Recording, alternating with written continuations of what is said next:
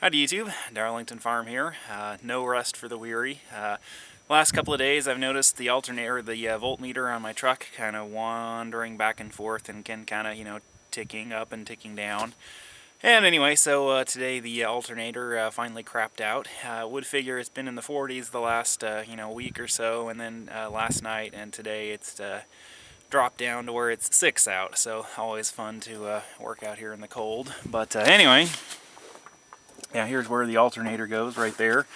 Took it off. Fortunately, Napa had one in stock, so I went in and picked up the 165 amp alternator here. Yeah, this is not the ambulance one. There's two alternators that you can get on the Powerstrokes. There's the 160 amp and the 200. I think it's 210 amp. Sadly, this is a smaller one, but anyway, I picked that up, and the tensioner pulley here, as you can kind of see some of the metal glinting on the back there. The bearings were shot in it.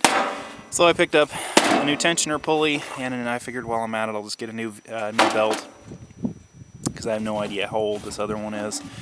Anyway, so yeah, now I get the pleasure of putting all this back together here. Should go pretty quick, but I just figured I'd try and get some of it on camera here. Okay, so biggest thing to note here when you're putting the bolts back in, this is an aluminum casting down here, and they're steel bolts. You need to put anti-seize on them. At least they seize in there, which you really don't want. Or at least, if you're the one that's going to be working on the truck next, you really don't want that. Other than that, it's pretty simple. It's just a couple of connections here on the back. Yeah, two plugs, and then you've got your actual output here, and which runs over to the batteries. You need to make sure you disconnect the negative terminals there. You really don't want arcing and sparking when you're working on this. Another thing I just noticed this morning on this is I replaced the glow plugs in the truck when I first got it. Only one of them was working, but right there on the glow plug connector, you can see part of the connector is missing. And so I either didn't notice that when I replaced the glow plugs, or that didn't make a good connection when I put it back there, because it's melted off part of that connector there, which is not a good thing. So that might be why I've had some hard starting problems lately, now that it's actually getting cold. But yeah, I don't know, the on the Powerstrokes here, I don't know if you're not familiar with them. They use electrically actuated injectors that are powered by the high pressure oil pump, or high pressure oil, which the H-pop is right here on the front of the engine, which feeds the injectors with high pressure oil that they actually use to inject the fuel in there.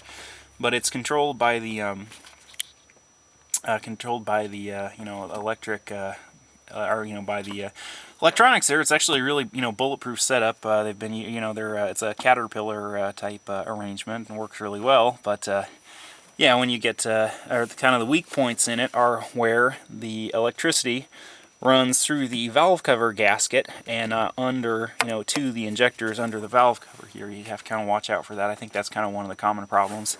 Well, about the only common problem with the 7.3s here is that connector will vibrate loose after a while, and you just have to take the valve cover off and plug it back in.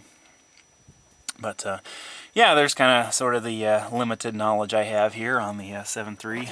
Also, one other thing here, if you're not familiar, when I first bought this truck, there's a fuel drain right here. It's that yellow thing.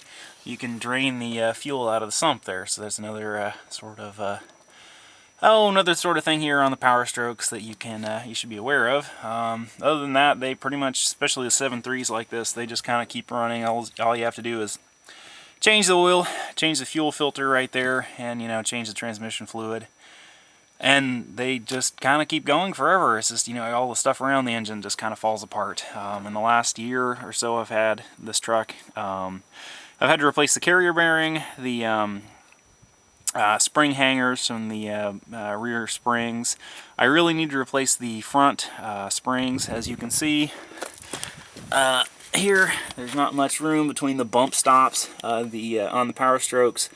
In '96 they had an independent front suspension here. I can kind of show you. It's I think it's a Dana 50 if I remember correctly.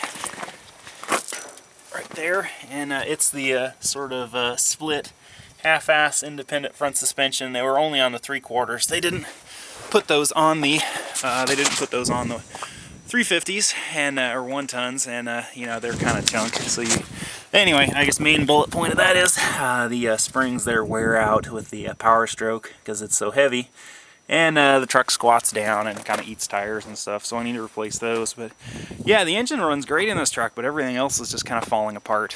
The yeah, I replaced the spring hangers back here. I replaced the carrier bearing. The exhaust was just rotten and pretty much fell off, so I had to replace it. But I mean, it runs good. It's just, you know, everything else around it is you know, falling apart. Yeah, alternator.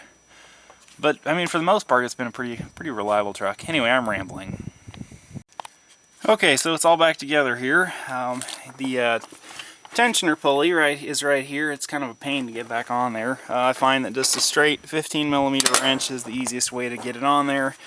You know, I tried a breaker bar on there and I just couldn't get it down far enough. Seems like the wrench was the easiest way to go, but that's pretty much it. I just kind of went along there and scuffed up all the shiny pulleys and with some just, you know, 150 grit sandpaper, and yeah, it's back together here. I'm gonna see if it fires up here, and hopefully it will.